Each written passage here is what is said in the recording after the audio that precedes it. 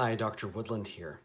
I have been thinking about one particular condition that messes with sleep and what can be done about it.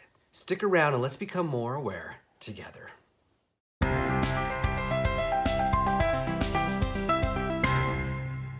Hi everyone, welcome back to the channel.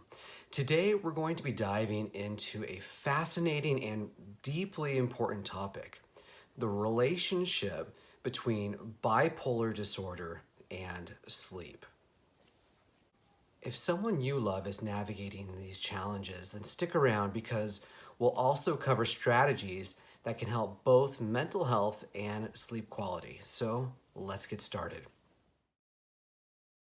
Bipolar disorder is a complex mental health condition characterized by mood swings that range from depressive lows to manic or hypomanic highs. But did you know that sleep disturbances are more than just a side effect? They are deeply intertwined with the condition itself. In fact, changes in sleep patterns can both result from and trigger mood episodes. Research shows that sleep plays a central role in managing bipolar disorder. So let's break it down. People with bipolar disorder often experience sleep disturbances such as insomnia during depressive phases, decreased need for sleep during manic episodes, and irregular sleep patterns during mood transitions. And it's a two-way street. Poor sleep can exacerbate mood swings and make it harder to stay stable. And for example, sleep deprivation can sometimes trigger a manic episode. This creates a challenging feedback loop where disrupted sleep worsens mood instability, and mood instability thereby further disrupts sleep. But don't worry, there are practical strategies that can help. Let's go over some of these evidence-based approaches. First, let's talk about sleep hygiene. These are habits and practices that promote better sleep. For example, keep a consistent sleep schedule, even on the weekends. Create a calming bedtime routine. Limit exposure to screens and bright lights an hour before bed. Small changes really can make a big difference over time. Next, there's cognitive behavior therapy for insomnia. I've spoken a lot on this channel about CBT-I and will continue to speak about it and how it's important. Now, there are some important considerations that you need to make in trying to implement CBT-I if you have bipolar disorder. CBT-I is a structured, evidence-based approach that addresses thoughts and behaviors that interfere with sleep. Many people with bipolar disorder may find CBT-I helpful for improving sleep quality without relying too heavily on sleeping medications.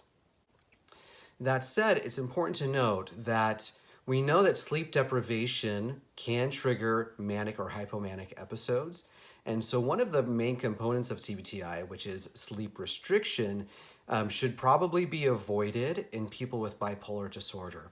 But focusing on relaxation and focusing on stimulus control might be a key in CBT-I, along with focusing on the cognitive piece, challenging those negative sleep thoughts with positive sleep thoughts.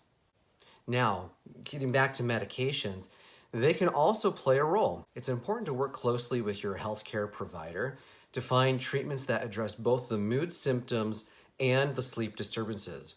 For example, some mood stabilizers or atypical antipsychotics can also improve sleep. Another promising approach is light therapy. Exposure to bright light during the morning, and its counterpart, dark therapy, which involves reducing light exposure at night. These strategies can help to regulate your body's internal clock, which often gets out of sync with bipolar disorder. However, it's crucial to use light therapy under medical supervision, as it may trigger mania if not carefully managed. So again, with the sleep restriction, the light therapy, these are things that we want to be cautious about as we approach it, but they can be helpful. Finally, let's not underestimate the power of mindfulness and relaxation. I already mentioned it in conjunction with CBT-I, but let's talk about it a little bit more. So practices like meditation, progressive muscle relaxation, and deep breathing can help to calm the mind and prepare the body for sleep. These techniques can also reduce stress, which is a common trigger for both sleep problems and mood episodes. Remember, managing bipolar and sleep together takes time and patience. It's okay to seek help from mental health professionals, and it's important to find a plan that works for you. Thanks so much for watching. If you found this video helpful, please give it a thumbs up and share it with anyone that you might think might benefit from understanding how bipolar disorder and sleep intersect. Or if you'd like to share it just with anyone you know that might need some help learning more about the mind-body connection. Don't forget to subscribe for more content on mental health and wellness, the mind-body connection, and health psychology. Take care, and I'll see you next time.